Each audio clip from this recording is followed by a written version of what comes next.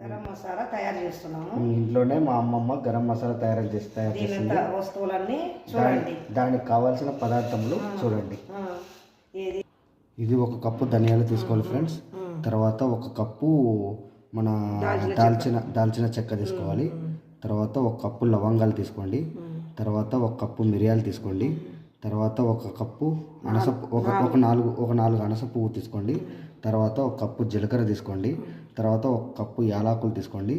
తర్వాత ఒక కప్పు ఒక చామంతి పువ్వు. తర్వాత 1 రాతి పుష్పాలు. తర్వాత మన రాతి పుష్పాలు, బిర్యానీ ఆకు తీసుకోండి.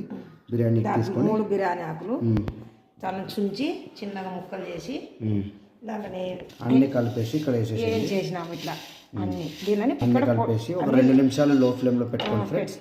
పెట్టుకొని దీన్ని ఇప్పుడు కలిపేయాలి. సో ఇవన్నీ కలిపి ఒకదానికి ఒక మిక్సీలో వేసేసుకున్నాం. ఏం చేసి ఒక మిక్స్ పేస్ట్ వేసుకున్నాము. దీన్ని చల్లగా అయినాక దీనిని మిక్స్ పట్టుకోవాలి. మిక్స్ పట్టిన తర్వాత చూపిస్తాం.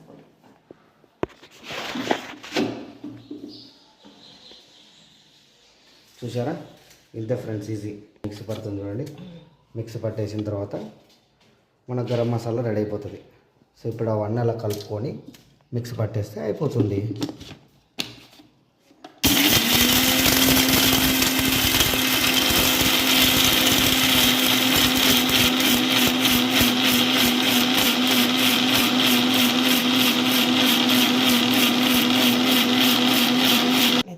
తయారైందా?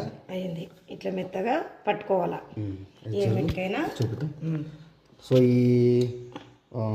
ఇది ఎక్కడ దేంట్లో వేసుకోవచ్చు అమ్మ ఈ గరం మసాలాని? అన్నిటికీ ఏదైనా వేసుకోవచ్చు. కూరగాయలలో కానీ చికెన్ కూడా మనం వాడుకోవచ్చు. మటన్కి, చేపకి అన్నిటికీ వేసుకోవచ్చు. అంటే ఇప్పుడు ఏంటంటే మనం సపరేట్గా కొనుక్కోవాల్సిన అవసరం లేదు. కరెక్ట్. బయటకు పోయి అన్ని కొనుక్కోకుండా ఇట్లా తెచ్చేసుకొని ఏంటంటే బయట చేసిన గరం మసాలాలో ఎంత మట్టి క్వాలిటీ ఉంటుందో మనకు తెలియదు అది. సో ఇలా మనమే హోమ్ మేడ్ గరం మసాలా తయారు చేసుకున్నామంటే ఇదంతా కలిపి ఒకదానికి వేసి పెట్టుకుంటే ఒక డబ్బీలో ఎత్తి పెట్టుకొని ఏమిట్లయినా వేసుకుంటే కూరగాయలలో టేస్ట్ బాగుంటుంది. మంచి వాసన వస్తుంది.